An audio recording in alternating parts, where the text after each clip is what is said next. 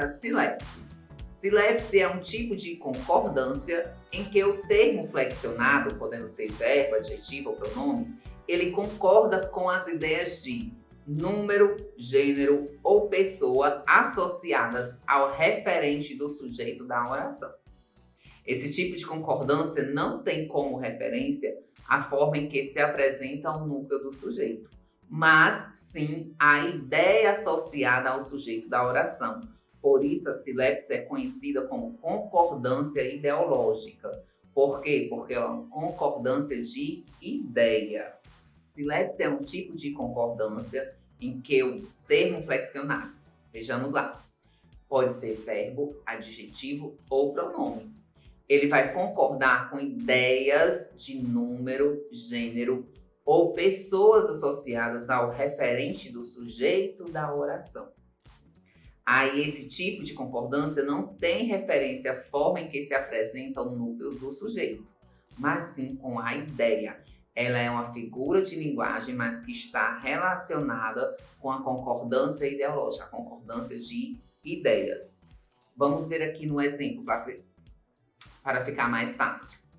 A silepse de número ocorre quando o sujeito da oração está no singular, mas expressa a ideia de pluralidade. Exemplo: nadem. Nadem o mais rápido que puderem, cardume. O verbo nadar está no plural e o substantivo coletivo ele está no singular.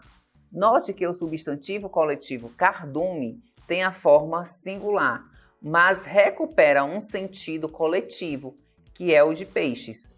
Embora atue como vocativo, o substantivo sugere ao interlocutor a ideia que está por trás do verbo nadar.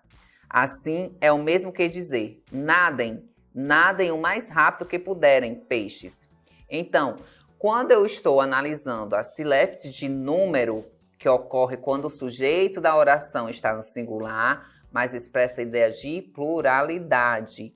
Lembrando que a silepse ela é uma figura de concordância de ideia. O importante é que a ideia concorde. E aí, nesse caso, por que ele concorda? Porque nadem está no plural, só que cardume, apesar de estar no singular, ela representa algo plural, que representa que é mais de um peixe. Né? Se cardume é coletivo de peixe, eu entendo que há mais de um. Quando há mais de um, representa da ideia de pluralidade. Então, a frase está correta e a silepse ela está presente nessa frase devido à ideia estar concordando.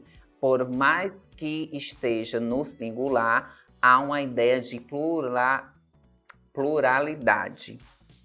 No outro caso, que a silepse ela acontece, é quando a silepse é de gênero, que é mais comumente utilizada, ela é mais comum, né, utilizada com os pronomes de tratamento, mas também pode ocorrer alguns pronomes indefinidos de gênero neutro. Silepse de gênero com pronome de tratamento. Sua Santidade mostra-se preocupado com o futuro dos mais pobres.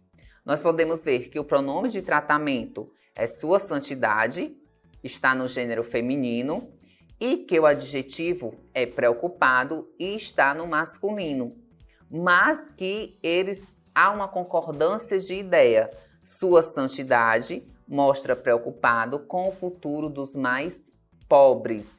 Está tendo uma concordância aí de ideia entre gêneros, entre o gênero feminino, Sua Santidade, que é o pronome de tratamento, e o gênero masculino, que é o adjetivo que está preocupado. Já na silepse de gênero com pronome indefinido e de gênero neutro. Observe o exemplo.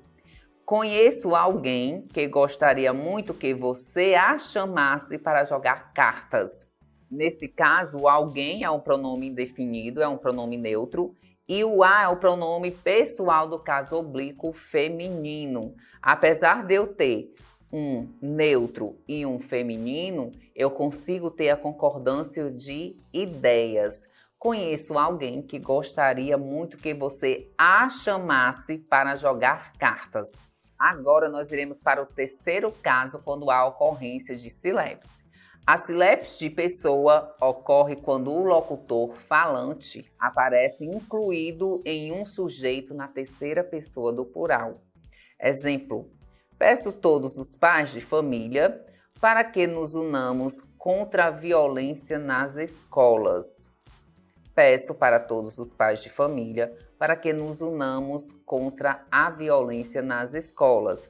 Nós podemos perceber que quando eu me refiro ao os pais de família, ele está na terceira pessoa do plural e nos unamos está na primeira pessoa do plural.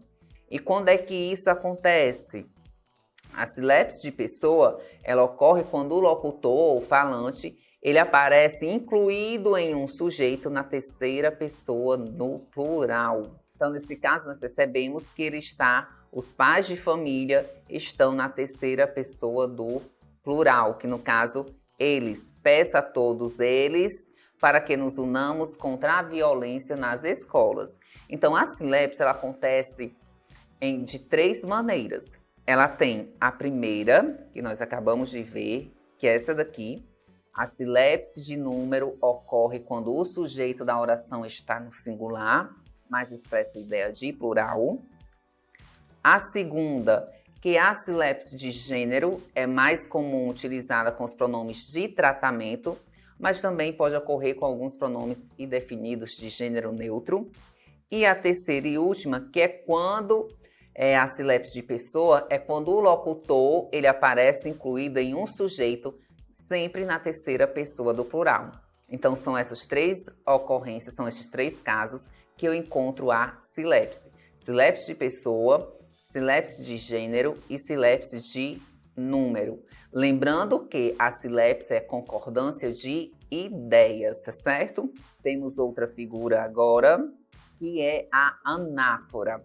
A anáfora é o nome de uma figura de linguagem ou figura de síntese, utilizada quando ocorre a repetição de uma mesma palavra ou sentença. Ela também pode ser conceituada como uma ferramenta de retomada, que contribui na construção da coesão e coerência textuais. Vamos lá. A anáfora é o nome da figura de linguagem, utilizada quando ocorre repetição de uma mesma palavra ou sentença. Ela pode ser conceituada como uma ferramenta de retomada que contribui na construção da coesão e coerência textuais. Vamos ver aqui. A anáfora ela é muito utilizada em produções literárias, como poemas ou mesmo em anúncios publicitários. Vamos identificar melhor a anáfora nos exemplos. Lembrando que a anáfora ela é a figura de linguagem que faz referência à repetição de palavras. Elas são mais utilizadas onde? Nas produções literárias e nos anúncios publicitários.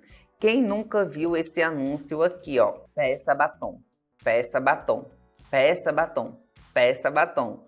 O chocolate da garota que não sai da sua boca. Quem nunca viu essa propaganda, não viu esse anúncio? E aí, nesse caso, o que acontece? A propaganda faz o uso da anáfora com a figura de linguagem. Como figura de linguagem, por quê? Porque há a repetição da frase, peça batom. E isso funciona como recurso apelativo para que o consumidor compre o produto. A anáfora, portanto, visa destacar ou ressaltar algum elemento importante em um texto. A partir do momento que eu faço essa repetição, eu estou utilizando a figura de linguagem anáfora. E durante essa propaganda aqui, que ele repete, peça batom, era no intuito de convencer a pessoa a comprar. Que ele era tão gostoso que fica grudado na sua mente, fica grudado nas suas recordações, o sabor do batom. Então, por isso que ela enfatizava tanto e repetia tanto o peça batom para fazer com que o consumidor comprasse o produto.